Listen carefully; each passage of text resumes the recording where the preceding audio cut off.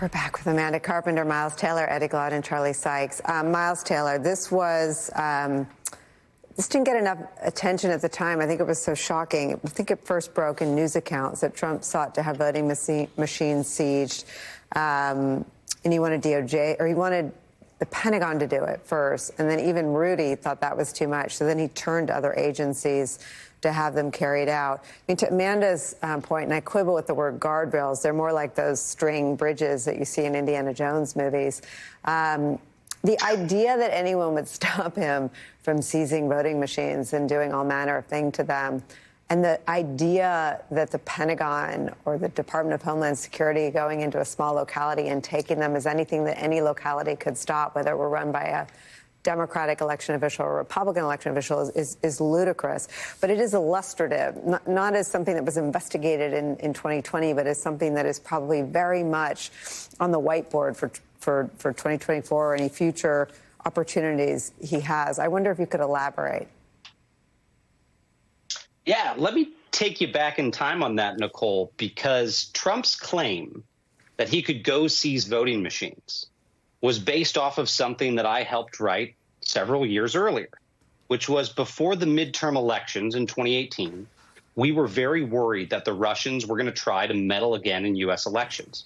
So we convinced the White House and a very reluctant Donald Trump to sign an executive order that would have given additional authorities to federal agencies to respond decisively to punish the Russians if they interceded. And you know why Donald Trump was reluctant. He didn't want to punish the Russians if that happened, but he signed the executive order anyway. Fast forward to 2020, and then into early 2021.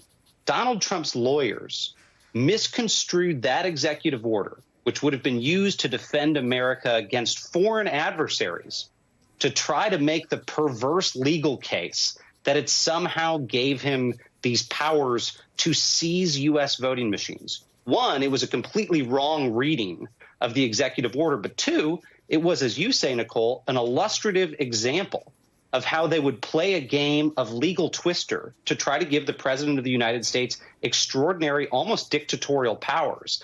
And it's not a hypothetical, because when I've talked to folks that were around him in that time period towards the end of the administration, there was a desire to go above and beyond what his authorities said he was allowed to do. And in the second term, I had Trump's own people saying to me that in the second term, he would go send U.S. forces. He would go send domestic homeland security forces into U.S. cities to go to polling places, to intimidate voters, to examine the machines.